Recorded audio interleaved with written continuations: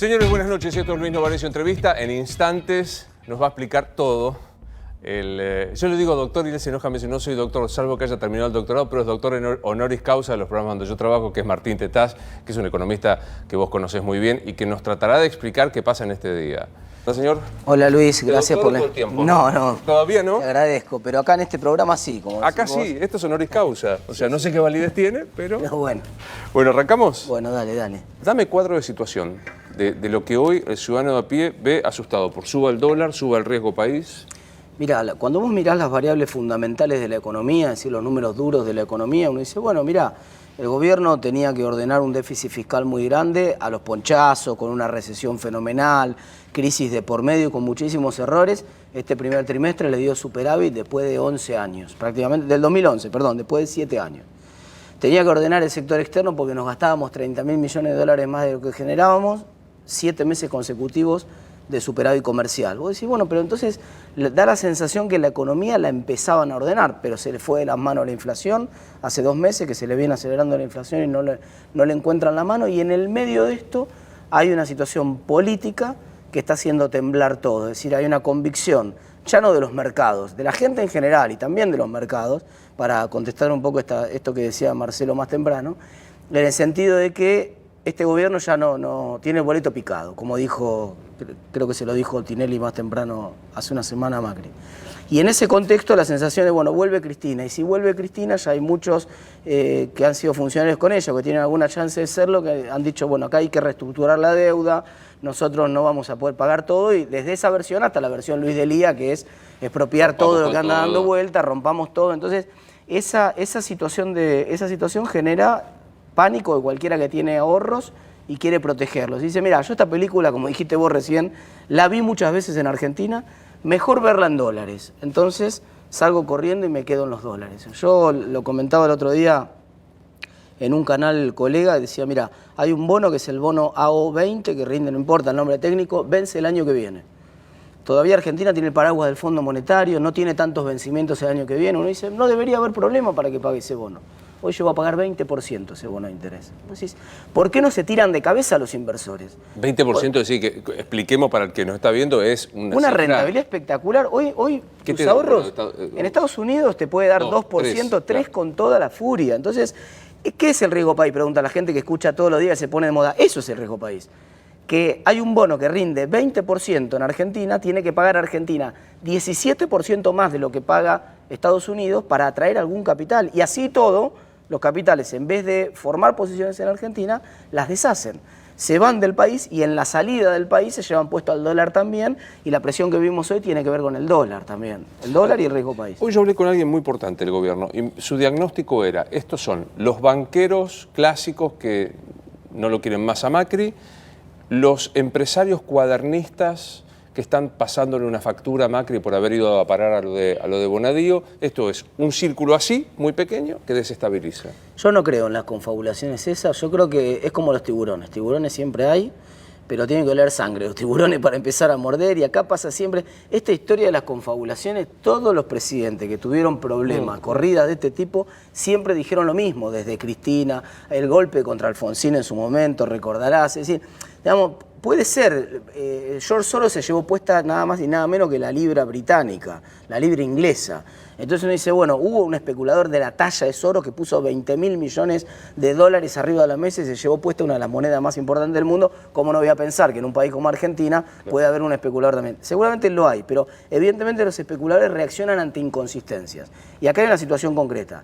Es cada vez más posible que Cristina sea candidata y es cada vez más posible que gane. No solamente por la encuesta esta que acaba de aparecer de Isonomía, sino que todas las encuestas, vos lo sabés muy bien porque sos periodista, con la gente que hablamos nosotros en off, es gente que nos cuenta las encuestas que maneja el gobierno y que esta no es la primera en la cual vienen abajo. Absolutamente en todas, no hay ninguna encuesta en la cual el gobierno venga arriba para las próximas elecciones. En ese contexto, es bastante razonable que la gente se quiera dolarizar. Acá la discusión era cuál iba a ser el timing. ¿Por qué es muy importante esto? Porque si el timing era ordenado, alcanzan y sobran los dólares que tiene el Banco Central para hacer frente y de pagarle a cada uno de los que quieren salir. Mirá, los cálculos del sistema financiero son que podrían salir de depósitos alrededor de 10.000 millones de dólares. y el Banco Central tiene de sobra, porque tiene primero 73.000 millones de dólares de reservas. Ok, no es todo reserva disponible, pero tiene para hacer frente tranquilamente a 10.000 millones.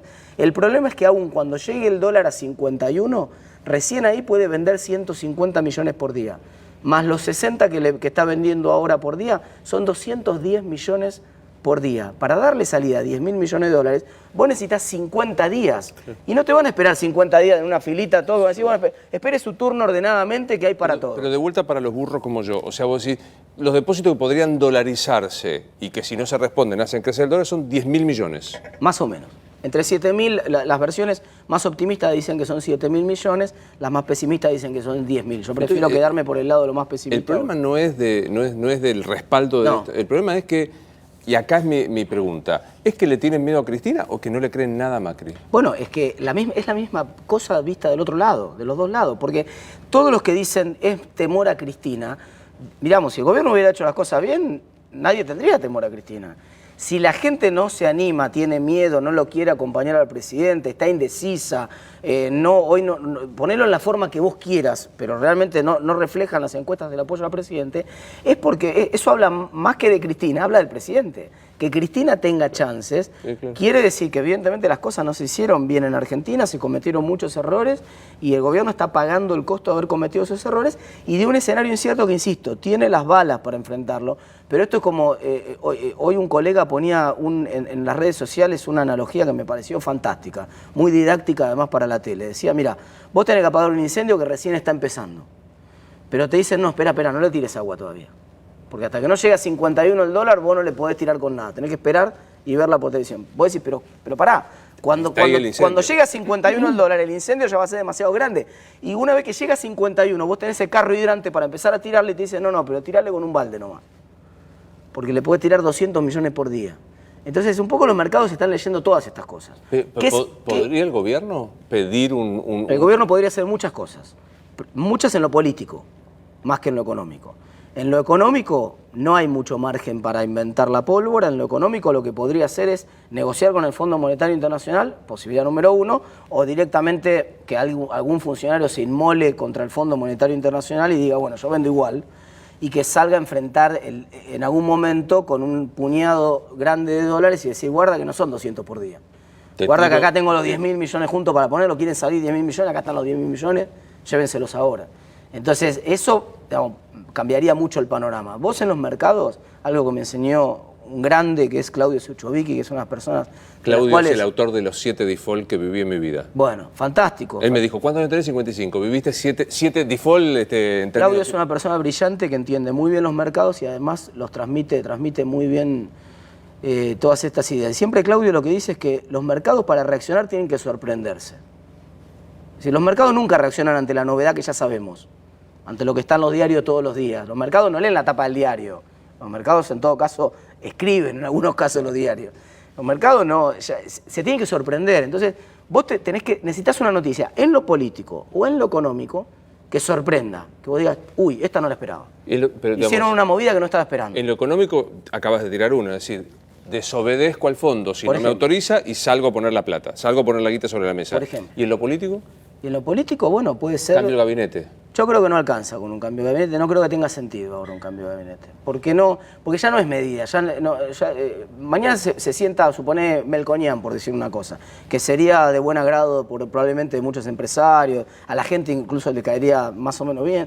¿Y qué va a anunciar? ¿Qué va a inventar? Si el gobierno, si la expectativa es que el gobierno va a perder las próximas elecciones, ¿qué puede anunciar Melconian que dé vuelta a esas expectativas en el corto plazo? O sea que me parece que le sumaría más incertidumbre un cambio de gabinete a esta altura del campeonato. Creo que la única chance desde lo político es o un anuncio de un acuerdo político de los principales candidatos, que ojalá ocurriera en Argentina. Es muy difícil que vaya a ocurrir. Lo acabo de escuchar esta tarde de Dualde decir eso. Hay que llamar a todos. Que digan, bueno, muchachos, nosotros estamos, este va a ser de camino igual, gane quien gane, eso no va a pasar. O la otra posibilidad probablemente es todas las alternativas que se barajan que podrían sorprender. Vos mencionaste hoy el plan B corta, el plan L, algunos hablan del plan Larreta, el plan, qué sé yo, X, ¿me entendés? El plan X, llamémoslo, porque es el plan que puede ser cualquiera, que no sé quién es, pero que de alguna manera sacuda. ¿Inspira confianza? Digamos, claramente la respuesta está implícita, pero algo bien expresa. ¿Inspira hoy confianza en la candidatura de Macri? Mirá, El dólar en Argentina no está subiendo, lo que está cayéndose es el peso. Nosotros lo vemos en el dólar, pero lo que se está derrumbando es el peso. ¿Y qué es el peso? Es un papelito pintado que dice que vale tanto. Pero en realidad no es dinero mercancía como era antes, una moneda acuñada que pesaba oro realmente y tenía un valor intrínseco. Hoy el papel no tiene ningún valor intrínseco. Vale siempre y cuando vos te lo creas y yo me lo crea. Es una cuestión de confianza, de convicción, es probablemente el símbolo de confianza más importante de la economía, la moneda. Si la moneda se derrumba, cada derrumbe de la moneda es una respuesta a tu pregunta. Cada día que el dólar sube en Argentina, en realidad se está cayendo el peso en Argentina, es una respuesta de la gente que de la boca para afuera puede decir lo que quiera, pero con la mano por abajo dice, dame dólares. Preguntas disparatadas de las que se van escuchando para los que somos legos. ¿Por qué no se puede pensar en un plan de convertibilidad? ¿Se podría hacer un plan de convertibilidad hoy? Todo se podría hacer, primera cuestión, todo se podría hacer. Segunda cuestión, el problema del plan de convertibilidad o en general de la dolarización o de las versiones alternativas que están dando vuelta, es que te ponen un corset muy grande que sí te resuelve el problema de la inflación, sí te resuelve el problema de la confianza de la moneda, porque muerto el perro se acabó la rabia. Entonces, digamos, transformás el problema y decís, bueno, ya no necesitamos que confíen en el peso, ahora confíen en el dólar. Entonces, te resuelve el problema ese, pero te deja demasiado encorsetado en un tipo de cambio que ya no podés mover nunca más y que si te pasa una crisis como le pasó a Grecia, te puede llevar 10 años, como le llevó a Grecia, empezar a salir. Entonces, recién ahora Grecia, después de la crisis del 2008, está empezando a crecer de vuelta. Fue una crisis durísima, le costó un ajuste de muchísimos años hasta volver a revertir lo que podría haber corregido probablemente con una devaluación, con una corrección del tipo de cambio. Entonces, digamos, esto es como si vos venís con una infección y me decís, no lo solucionamos amputando la pierna, y yo te voy a decir, claro, bueno, sí, probablemente sí, pero vamos, digamos, la medicina avanzó bastante, ya sabemos en medicina cómo resolver un problema de una infección localizada sin necesidad de amputar la pierna. No es necesario llegar hasta esa circunstancia. Ahora digo, el diagnóstico parece de el incendio que vos planteaba y ni siquiera el balde, los precios esenciales. ¿Qué es? Bueno, es que todo el esquema de precios esenciales era una promo, para decirlo de alguna manera, una promoción, no más que eso, una promoción. Por eso algunos lo llamó plan alivio y me parece que era correcta la palabra. Es como un analgésico que sirve para tapar el síntoma un poco, nada más, pero no sirve para resolver el problema de fondo. Y que estaba supeditado a que vos pudieras efectivamente congelar o meter dentro de ese plan congelado el precio más importante de la economía hoy, en lo político, en lo económico, es el precio del dólar. Y esta semana está claro que no, digamos. Esta semana, los saltos del dólar de esta semana sepultaron el plan, este plan de alivio que había armado el gobierno la semana pasada. Digamos, vos no ves, lo dijiste, la confabulación, no ves tres tipos que manejan en un mercado pequeño como el nuestro, porque siempre los escuché a ustedes que no es un mercado glorioso, no ves tres tipos diciéndole a Macri, mirá cómo tengo que correr el dólar. No, y realmente, mirá, podría ocurrir en una circunstancia que alguien haga una operación fuera de foco, que alguien venga ahora y diga, a mí se me ocurre pagar un dólar 70 pesos en Argentina, que mañana un tipo con 8 millones de dólares ponga el dólar a 70 a las 10 de la mañana cuando abre el mercado. A las 11 de la mañana, si ese precio es disparatado, si nadie cree que un dólar vale 80 pesos en Argentina, todos los que tenemos algún dólar lo sacaríamos automáticamente. Che, este tipo paga 80 pesos por dólar, está loco, toma todos los dólares que quieras. Y automáticamente el dólar bajaría. Es decir, puede ser que en algún momento alguien tome la iniciativa, alguien diga el rey está desnudo, pero después todos atrás tenemos que mirar al rey y estar convencidos de que está desnudo efectivamente, ¿me comprendés? Es decir, no creamos que porque un tipo es adelante el que toma la iniciativa, todos los que están atrás no están convencidos de eso y en realidad convalidan lo que es la sensación térmica general. Salvo que haya un prejuicio de que el rey esté desnudo y que vos... Por otro lado, la situación de la economía es delicada en términos de expectativas. La inflación se aceleró, la gente está repudiando el peso, evidentemente, la gente no quiere tener peso. Entonces, ¿qué confabulación queremos buscar si están todas las piezas arriba de la mesa? Digamos, esto es como el cuento famoso ese, el tipo ya tiene las 4 piernas, ladra, el hocico, la cola, todo, y vos estás tratando de pensar, si, che, pero esto en realidad no será un elefante disfrazado al que le cortaron la trompa y le hicieron, y las orejas se la cortaron también, y le pusieron pelo de perro, mirá. Lo más posible que sea un perro realmente, ¿no? Entonces, en la situación económica que está la Argentina, con la crisis de confianza generalizada que hay, que con la inflación que hay, que se está acelerando y que no parece tener control, por lo menos en el corto plazo, con la caída que tiene el gobierno en las encuestas, plantear que puede haber alguien confabulando, digamos, no. ¿La inflación del año va a ser, Martín, vos calculás? Lo que pasa es que es tan difícil hacer un número ahora en el medio de esta incertidumbre porque no sabemos cómo se va a desarrollar. ¿Qué te quiero decir? Imaginemos escenarios alternativos. 21 de junio se baja Cristina y se baja Macri. Y ya entran en la disputa final Vidal y Labaña, ponele. Sí. Mucho más un escenario de más razonabilidad, ninguno tiene mala imagen, los dos, todo sería... Y en una de esas, de junio en adelante, se revierte la confianza y la gente dice, bueno, gane quien gane, no pasa nada, ya está, y se estabiliza la economía. O la que nadie quiere ver, la que nadie quiere ver es la otra, digamos. Todo el mundo hace caso omiso a las señales, todos siguen haciendo lo que están haciendo hasta ahora, no hay ninguna señal política al lado del gobierno, no hay ninguna señal económica, la situación se espiraliza, y ya la vimos también en Argentina varias veces, y ahí es imposible saber cuánto va a terminar. Es una gansada la que voy a decir, pues obvia. O sea, un problema político que inspira confianza en la economía, o desconfianza en la economía. Es muy difícil, a veces cuando me hacen esta pregunta, siempre digo, es muy difícil separar la política de la economía. La economía es política y la política es economía, son las dos caras de la misma moneda. Vos la tratás de separar, y sí hay algunas cuestiones técnicas puntuales de la economía, pero que siempre tienen que ver con la política y viceversa, y acá está muy claro esto. Entonces, tratar de ahora separar si en realidad es la economía la que está complicando a la política, como si uno en un laboratorio pudiera mover alguna pieza de la economía sin que tenga ningún impacto en lo demás y ver si eso afecta a la política. Y no, eso no tiene mucho sentido, digamos. Hoy hay un problema político y económico. Y la política es el arte también de construir consensos sociales. Y hoy el gobierno está fallando en construir un consenso social, está fallando en vender una historia convincente de por qué tenemos que seguir este camino. ¿Te parece que está en condiciones de vender, usemos la expresión esta que utilizás, metafórica, está en condiciones de ser un buen vendedor el gobierno? Con esta historia que está tratando de vender, evidentemente no es una historia que no convence. ¿Cómo hace para a 6 meses cambiar de mercadería de venta? No, la apuesta que tenía el gobierno, que podía haber sido interesante y que ahora parece cada vez más difícil, o por lo menos en este plan es más difícil, era la apuesta de lograr ordenar al dólar, lograr estabilizar el dólar, lograr ir frenando la inflación y convencer a la gente de que lo peor había pasado y que en adelante, esto que te decía yo más temprano, miren, ya resolvimos el problema del déficit fiscal, ya resolvimos el problema de los precios relativos, hicimos buena parte del ajuste que había que hacer, resolvimos con eso el problema de la energía, ya resolvimos el problema del dólar, tenemos un dólar más competitivo, con eso resolvimos el problema de que el déficit en cuenta corriente, ya no nos faltan dólares. Es decir, tenía elementos como para mostrar una economía que podía tener un piso para empezar a arrancar como el resto de las economías latinoamericanas a partir del año que viene. Claro, en el medio de una crisis que se empieza a acelerar, con inflación que se empieza a acelerar, con dólar que se empiece de control y que pega la vuelta, es una volatilidad no apta para cardíacos. Hoy si vos mirabas el dólar a las 11 de la mañana, estaba a 47,50, lo mirabas una hora y media después, estaba 2 pesos más barato, es decir, 2 pesos para arriba, para abajo. Impresionante.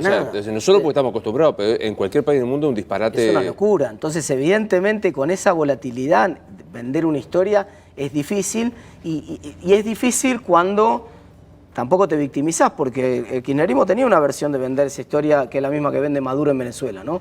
La guerra económica, es el mundo el que nos está generando esta inflación, pero cuando vos dijiste, no muchachos, eso es mentira, la inflación es lo más fácil de bajar, lo vamos a resolver en muy poco tiempo, y vos dijiste, júzguenme por la inflación, júzguenme por la pobreza. La inflación es la prueba evidente de tu incapacidad para gobernar. Es decir, vos pusiste los títulos. No te los está poniendo el editor, los pusiste vos a los títulos ahí. Entonces, sí, por eso cuando ahora recurre al mundo como el conspirador mayor... Pero tiene una fórmula, tiene muchas cosas para hablar. Hay cosas, lamentablemente, por los problemas de la economía, terminamos juzgando esta gestión por la economía. Pero el gobierno podría ir a pedir que se juzgue la gestión por el avance de la obra pública, que comparado con los gobiernos anteriores fue espectacular, por el avance contra el narcotráfico, por la normalización de buena parte de las instituciones de la Argentina. Es decir, tiene banderas como para salir a vender, a buscar una reelección. Lo que pasa es que pedirle a la gente que ponga el foco en el asfalto cuando la gente no tiene para comer, no es que el asfalto no sea importante, es fundamental. Quiero decir, el Sí. discurso otro día, cuando al presidente le preguntan por la pobreza, y dice, bueno, pero hay 1,5 millones de personas más con cloacas. Eso es un golazo de media cancha y dentro de unos años, cuando se mire en retrospectiva la gestión, va a ser reconocido eso. Eso va a ser una de las grandes cosas que van a quedar. Pero en el corto plazo, en la coyuntura, te mata que el dólar se te dispare o que se te dispare un poco la inflación. Me cuentan que el presidente está enojado por este análisis que estamos haciendo obsesivo de la coyuntura. Y uno dice, pues la coyuntura es la urgencia, la coyuntura es lo cotidiano, o sea, la estrategia, la épica a largo plazo. Igual, eso como enojarse en el fútbol porque el rival juega por arriba. Así, che, pero yo no. ¿Por qué no la pisan a la pelota y jugamos por abajo? Nosotros queremos ofrecerle este planteo. Queremos jugar por abajo. Bueno, pero vos no jugás solo en la cancha. En la cancha hay 11 de un lado, pero el otro lado hay también 11 y además está el referí. Y la presión de las tribunas y todo lo que vos quieras. Y vos tenés que jugar con todo eso.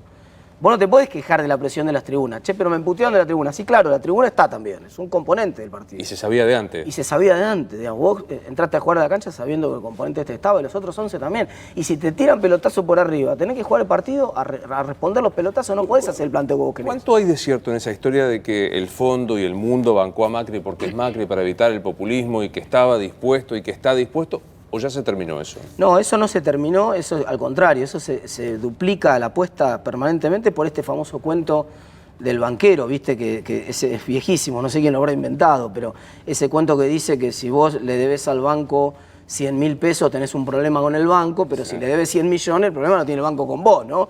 Y acá pasa lo mismo, el fondo tiene el 45% de su capacidad prestable puesta en Argentina. De vuelta, porque es impresionante. O sea, 45% de toda la guita en el mundo que tiene para poder prestar el fondo la tiene puesta en una sola ficha, lo cual, desde el punto de vista de administración de riesgo de una compañía, es un desastre. Señora Lagarde. Sí, la verdad que habla muy mal de la señora Lagarde en ese sentido y de todo el directorio del fondo, pero es la verdad. 45% de la plata del fondo está puesta en Argentina. Entonces, el fondo está más comprometido que nosotros en que esto salga bien. Porque nosotros, en última instancia, bueno, qué sé yo, no le irá bien a Macri, seguirá Cristina. Después tiene la excusa Cristina de decir, me forzaron a hacer la reestructuración porque por el desorden en el cual asumí, estoy forzada. Hasta puede lavar la cara de la reestructuración que quiere hacer de deuda después. Pero el FMI, ¿a quién le vas a ir a explicar después? Ahora, pensemos mal.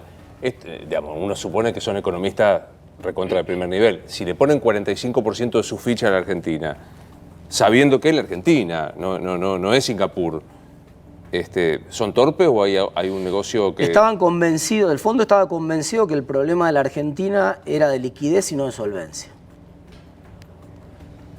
Te lo voy a traducir más al castellano para que quede claro. El fondo estaba convencido, Argentina hizo un plan, dijo, yo tengo un déficit grande, pero lo voy a cerrar y ahora que vienen ustedes lo voy a cerrar más rápido. Y por lo tanto, yo ya dentro de 3 años más no voy a necesitar más financiamiento. Pero en el interín, en estos 3 años... Necesito. Esto es como si vos te faltan 10 materias para recibirte, ¿viste? Y lo vas a ver a tu viejo y le decís, mirá, me faltan las últimas 10 materias. Bancame de un Después año. de 2 años yo ya no te tengo que pedir más guita, pero voy a salir a laburar porque me recibo. Pero estos 2 años necesito que me financies. Y el fondo compró esa historia convencido de esa historia. Y los fundamentales de la economía argentina, mal que bien, van hacia ese camino. Hoy te lo decía hoy, realmente riesgo país... ¿Está estudiando el flaco que le dijo al viejo, bancame estos 2 años? ¿Está estudiando? Está estudiando, pero no le creen.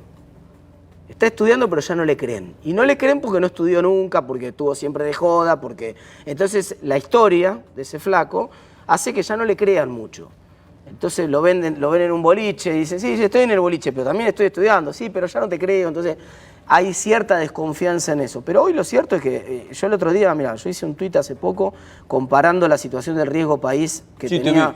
Sí, que generó mucha polémica, pero la verdad yo estaba un poco cansado de esta hipocresía que hay, de bueno, todo el mundo muy asustado. Yo soy el primer asustado con la situación y soy muy crítico de la política económica del gobierno en los últimos años, sobre todo del 2017 para acá. Pero yo lo que dije fue, guarda que en la gestión de Cristina había 700 puntos de riesgo país de promedio y tuvo picos de 1980, tuvo 1980 puntos de riesgo país Cristina en su gestión. Y sobre el año 2014, 2013, 2014 volvió a tener otro pico de 1380 puntos de riesgo, 1380 puntos de riesgo. Hoy 940. Entonces muchos me decían, no, pero estás comparando una gestión que no importaba el riesgo país porque no tenía que salir a los mercados financieros a buscar capitales. Y esta tampoco tiene que salir. Hace un año que no está en los mercados. Hace un año que está viviendo con la plata del fondo.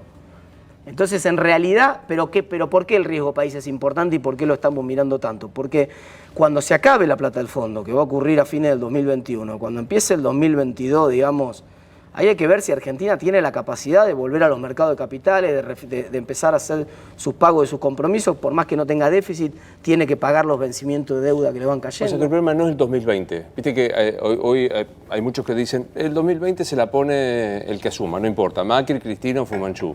Para mí es exactamente al revés. Para mí el gobierno está haciendo gradualmente, ahora más aceleradamente, una versión de lo que hizo Duhalde en el 2002. Digamos, está acomodando una herencia que era un desastre. A Duhalde le tocó la bomba explotada de la convertibilidad. Digamos, a él le ayudó también a que explote un poquito, ¿no? Digamos todo.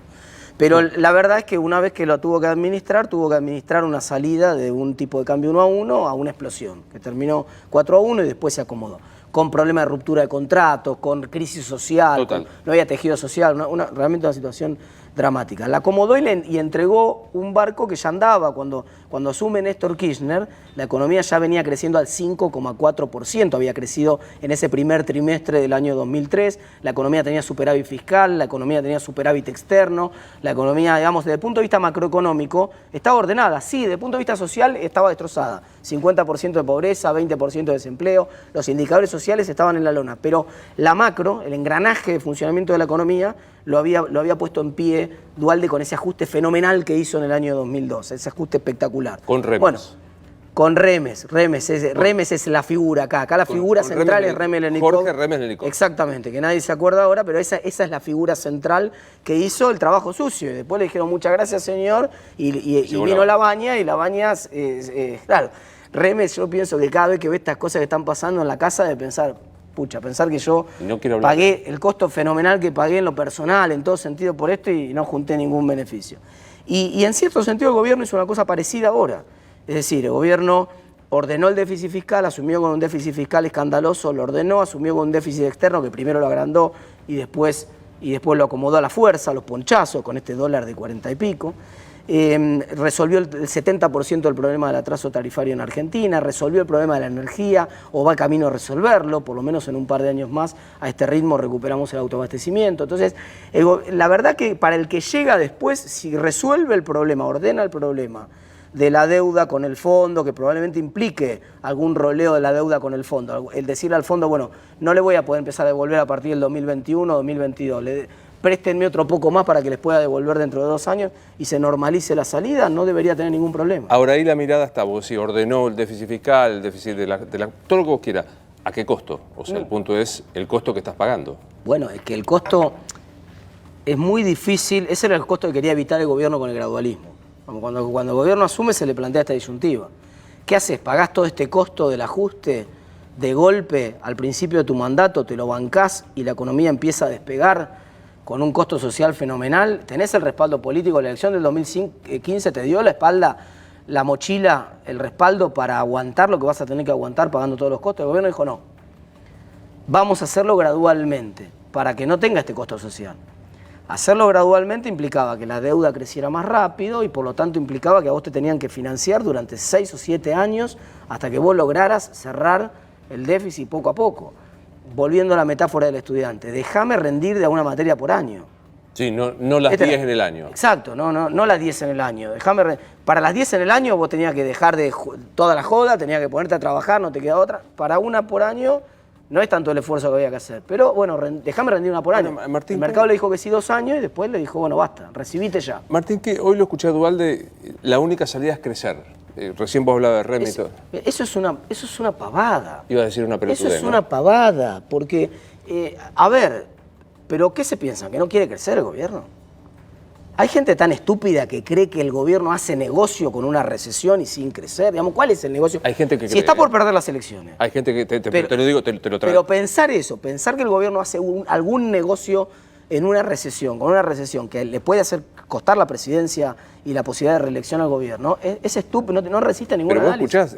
Pero vos escuchás esto, ¿no? La recesión lo que hace es la transferencia de recursos de los que menos tienen a los que más tienen, la monopolización de algunas cuestiones. Está esto en la mesa. Está bien. Ahora, el problema es el siguiente. Obviamente que quisiera crecer. Ese fue el plan del gobierno. Cuando a mí me dicen, el plan nuestro es salir con crecimiento, salir creciendo. Yo digo, ese era el plan del gobierno.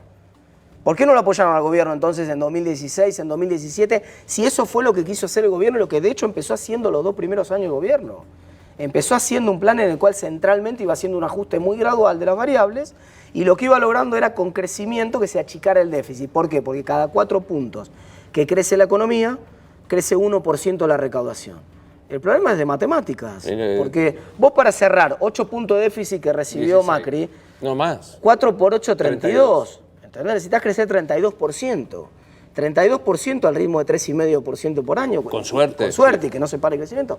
¿Cuántos años necesitas para cerrarla gradualmente? Entonces, con crecimiento. Sí, todos quieren, pero en el interín vos gastás 100 y generás 80. ¿Quién te va a pagar los 20? ¿Quién te va a ayudar a pagar las jubilaciones? Porque la gente que dice, no, digámosle que no, que el fondo se meta la plata en donde no llega el sol. Yo le digo, bueno, muy bien. ¿Y quién paga las jubilaciones? La diferencia para pagar las jubilaciones. ¿Cómo hacemos para pagar las jubilaciones? ¿Cómo hacemos para pagar los salarios? ¿Cómo hacemos para pagar las AUH? ¿Cómo hacemos para pagar los subsidios de los servicios que todavía persisten, la tarifa social, tantas otras cosas? ¿Cómo hacemos para hacer algo de infraestructura? Ahora, para hacer eso, lo que hacía falta es hacer política. O sea, es no encerrarte, buscar consenso, pensar en una gestión para la historia y no para la próxima elección. Lo que pasa es que esto en cualquier institución pasa lo mismo. Una cosa es la política cuando la pelotita entra en el arco y otra cosa es la política cuando la pelotita no entra en el arco. Digamos, cuando la pelotita empieza a entrar en el arco es muy fácil. De hecho, el gobierno construía consensos de una manera que nadie pensaba que lo iba a poder hacer, sobre todo en el año 2016. Cuando las cosas empiezan a funcionar, acordate que salió muy rápido el cepo, acordate que resolvió muy rápido el problema del default. Entonces, uno ve que empiezan a entrar muchas pelotas. Vos tirás y entra, tirás y entra. Y encima ganás 2017. Y encima ganás 2017. Ahí entran. Ahora, cuando no empieza a entrar, vos convenceme de que ya empieza. Hay gente en la Argentina cuestionándolo a Messi porque la pelotita no entró, ¿entendés? La analogía sirve también para este caso. Vos llegaste al Mundial con el mejor equipo de los últimos 50 años, supuestamente. Y sin embargo, nos volvimos los octavos. Nos volvimos en octavos. ¿Por qué no nos volvimos en octavos si teníamos el mejor equipo de 50 años? El mejor equipo no funcionó. Y como la pelotita no entró, cuestionamos a todo el mundo. Cuando la verdad que la gestión ya era bastante improvisada, porque llegabas con un director técnico, sigo con la metáfora y con la analogía, llegabas con un director técnico que había sido elegido hacía muy poco, habías improvisado directores técnicos con fracaso, sin un consenso sobre cuál era el modelo de juego que tenía que tener la Argentina. Es decir, llegamos con la esperanza de que podía haber un milagro que nos podía salvar. Que ahí se llamaba Messi, acá se llama dolarización, seguimos buscando la pelotita de oro que entra en el arco y que haga la heroica que siempre hizo Argentina en algún momento de la historia. Porque nosotros, para ganar así, bien, despacito, de a poco, no servimos. Nosotros necesitamos sufrir y la heroica, ¿viste? Somos hijos de ese tipo de epopeyas. O por lo menos de la búsqueda de esa epopeya. Ahora digo, yo no quiero adjetivar el tema, pero ¿estamos al borde de una de las 7 cosas que yo pasé en mi vida? Esto es Argentina. Y en Argentina todo puede pasar. Sería irresponsable de mi parte si yo dijera livianamente que no pasa nada, pero también sería irresponsable de mi parte si yo prendo un fósforo acá y después me voy, ¿entendés? Entonces, ¿qué quiero decir? Siempre en Argentina estás a tiro de cualquiera de estas posibilidades. Hay un riesgo que hoy es potencialmente controlable. Yo te dije los números más temprano. Aún en una corrida masiva de depósitos, alcanzan y sobran los dólares que tiene el Banco Central para hacer frente a esa corrida. Lo que no sé si alcanzan son los acuerdos, los arreglos institucionales que hay. No sé cuánto va a estar dispuesto a jugar el gobierno contra el Fondo Monetario, no sé qué dinámica pueden tener los acontecimientos. Vos dijiste ahí en un momento que me quedó y después nos fuimos.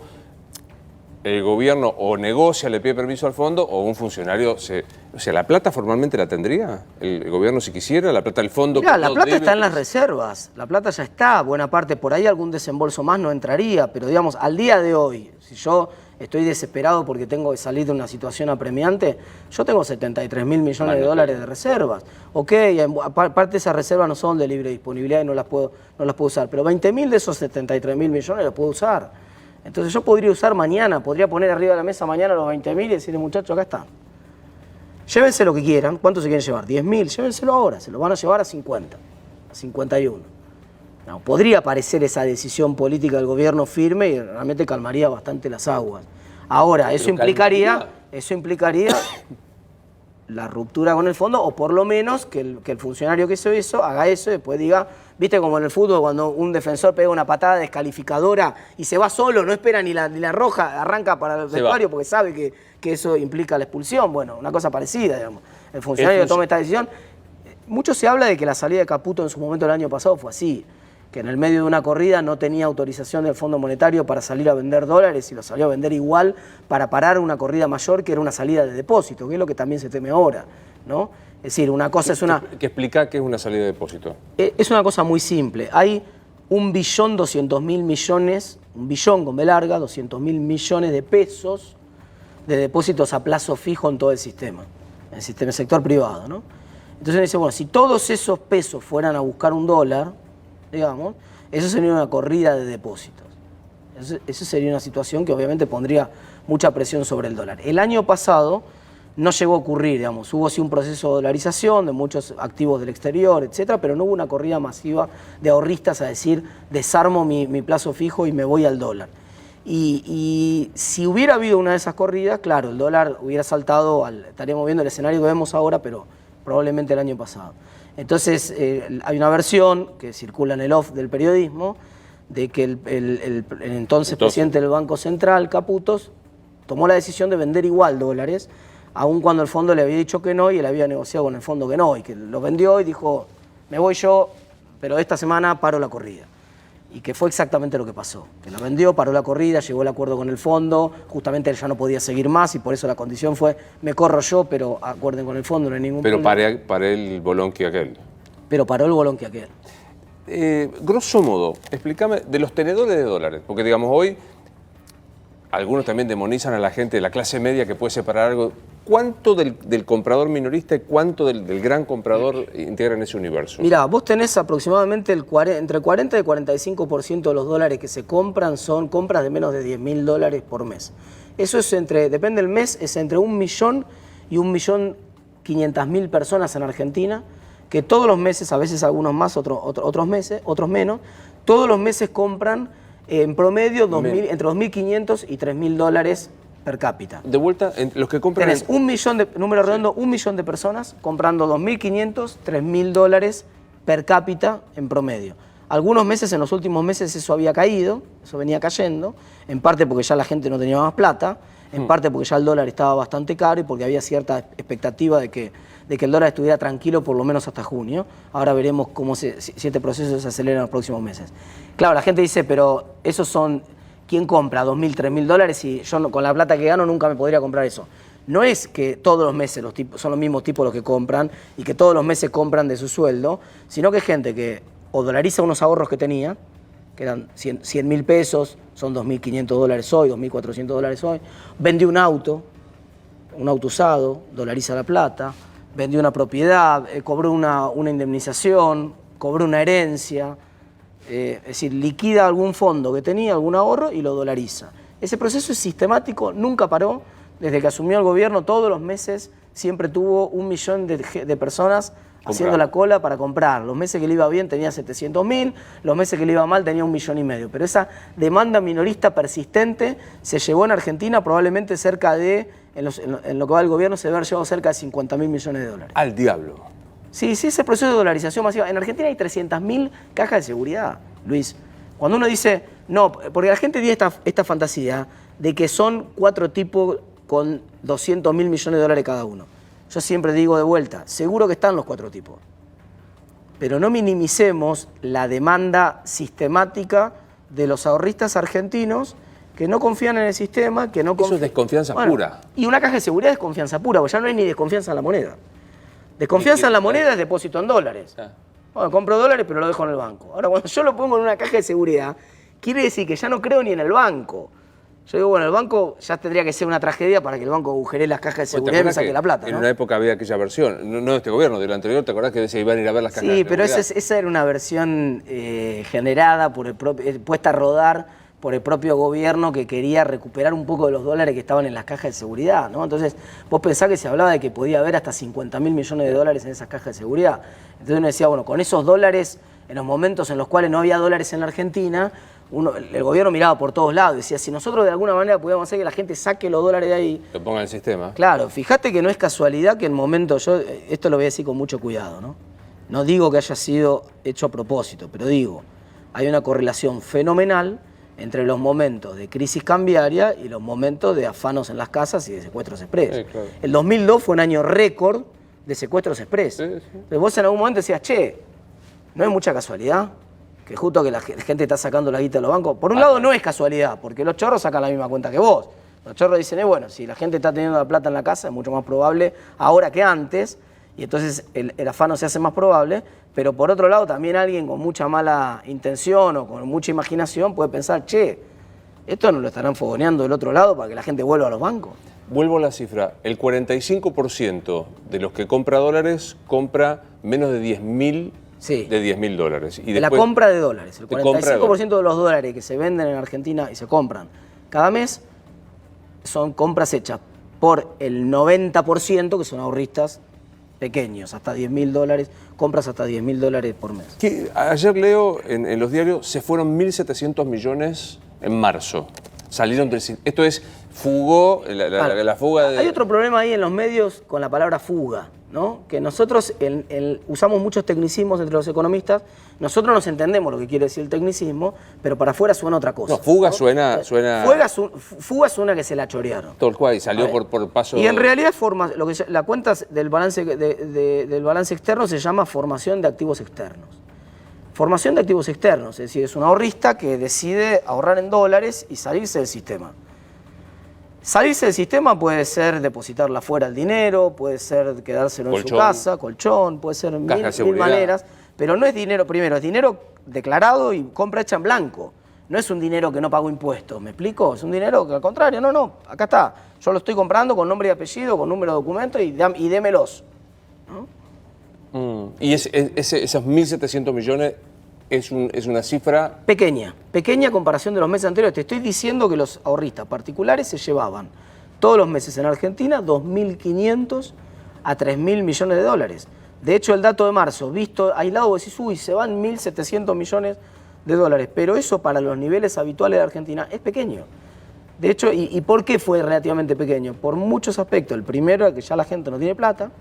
El segundo es que ya el dólar estaba bastante caro. Entonces, bueno, los dos elementos hacen que ya la compra de dólares sea un poco más baja, ¿no? Pienso en esto, ¿no? Escuchando todas las cifras que está diciendo y para ir redondeando. Problema severo de que no le creen al que tiene que tomar las decisiones. Sí, lógico. O sea, ¿no te creen? Digamos, porque digo, vos planteas algunas cuestiones, los déficits, las modificaciones de la balanza, la salida de la fuga tampoco es tan tremenda. El problema es que no le creen. Pero además volvamos a la metáfora del fútbol, ahora de los dirigentes y los directores técnicos. Argentina es el club que más directores técnicos echa por año. En el campeonato anterior echaron 27 directores técnicos en un torneo. Casi todos los equipos echaron al menos una vez a su director técnico.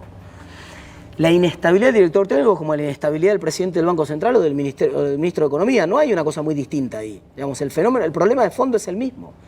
Cuando las organizaciones funcionan, es más fácil que haya estabilidad, y cuando hay estabilidad es más fácil que las organizaciones funcionen. La causalidad va para los dos lados. Pero ciertamente cuando las organizaciones no funcionan y no entregan resultados relativamente aceptables por parte de la gente, entonces la gente se pone nerviosa y cree menos en los que toman las decisiones en esas organizaciones. Hoy un director técnico en una cancha acaba de arrancar el campeonato nuevo. En una cancha al director técnico perdió, bueno, ahora ya no tenés más chance de perder 2 partidos seguidos, ¿no? Pero quiere decir, pierde 2, 3 partidos y ya lo empiezan a putear en la cancha. Pero ¿cómo? No era que lo habíamos contratado por el proyecto futbolístico de largo plazo, porque iba a poner a los pibes de la reserva, porque iba a fomentar el desarrollo de las divisiones inferiores, porque tenía un estilo de juego definido, porque comprábamos un proyecto Sí, todos compramos un proyecto de largo plazo hasta que la pelotita no entra 2 partidos seguidos. Cuando la pelotita no entró 2 partidos seguidos, empezamos a putear y que cambien el director técnico. Perfecta la metáfora para la economía argentina. Digo, hoy es 25 de abril. De acá a diciembre, para el laburante, para el pyme, agarrarse. Sí, digamos, si viene alguien de Uruguay o de Chile o de cualquier otro país, por no decir un sueco, ¿no? Y tiene que vivir estos meses en Argentina, el tipo se vuelve loco.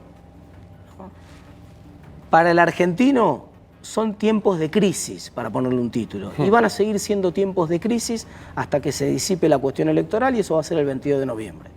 De acá a fines de noviembre vamos a tener situación de crisis. Situación de crisis quiere decir que por ahí algunos meses está más tranquilo el dólar, por ahí tenemos una corrida como la de esta semana, por ahí algún mes baja la inflación, por ahí otro mes vuelve a subir, por ahí un mes tenés paro general, por ahí otro mes se calmó la situación y se cierra una paritaria como cerró la semana pasada la provincia de Buenos Aires con los docentes. Sí. Como el equipo que está peleando de mitad, volviendo al fútbol, como el equipo que está peleando de mitad de tabla para abajo, viste, coqueteando con el descenso y que gana un partido y zafa de la zona de promoción, pierde un partido y entra entre los últimos 4. Bueno, eso es lo que le espera a Argentina, por lo menos hasta noviembre. Meses, vamos a decirlo en latín, meses de mierda. Sí, la verdad, ciertamente no son meses que uno quisiera atravesar. Si uno pudiera elegirlos, no los elegiría, pero la Argentina viene con ese combo. Digamos, este país que nos gusta tanto, que queremos tanto, que eligieron nuestros abuelos, que nosotros elegimos quedarnos, es como la cajita feliz, ¿viste? Si a vos no te gusta el juguete, lo lamento. Escuchame, 2 años y medio tienen los mellizos. 2 años y medio, sí. ¿Y qué pensás para ellos? Y no, yo soy muy optimista en el mediano y en el largo plazo. Argentina siempre es tierra de oportunidades y siempre es una tierra en la cual, vuelvo a decirte esto, si nosotros estamos vivos, Argentina tuvo en los últimos 70 años, te amplío el panorama que te había dicho Sucho, 15 crisis macroeconómicas, una cada 4 años prácticamente. Vamos, acá no te podés asustar después de haber pasado las cosas de la magnitud que pasaron en Argentina.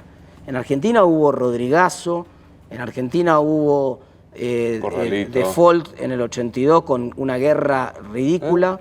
En Argentina hubo hiperinflación. En Argentina hubo corralito, default y hundimiento de la mitad del país en el año 2002.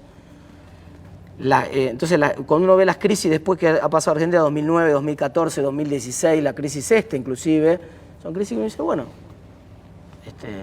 la superaremos. Es el agua, ¿no? Hay algo, puede Uruguay, Chile, Paraguay. Hoy leía sobre Paraguay. Algo nos ponen en el agua, ¿no? Yo creo que lo que nos ponen en el agua, el condimento, sé que no tengo tiempo, pero te lo voy a dejar de título. Lo que nos ponen en el agua es que somos vendedores de una materia prima que mañana vale $600, como vale la soja, y nosotros nos creemos esa historia de que nos merecemos y nosotros nos merecemos el bienestar que nos dio la soja de 600, pero pasado mañana no vale más 600. Y nos pasamos tratando de explicar quién es el que tiene la culpa de que la soja no vale más 600. Y entonces a la política le cuesta mucho dar esa explicación, porque como saca el pecho cuando la soja vale 600 dice, fui yo. Después cuando no vale más 600 la gente dice, pero ¿cómo? Claro. Me gustó verte. Bueno, lo mismo digo. Cuídate. Gracias por Esto es Luis Novarecio, entrevista. Hasta la próxima.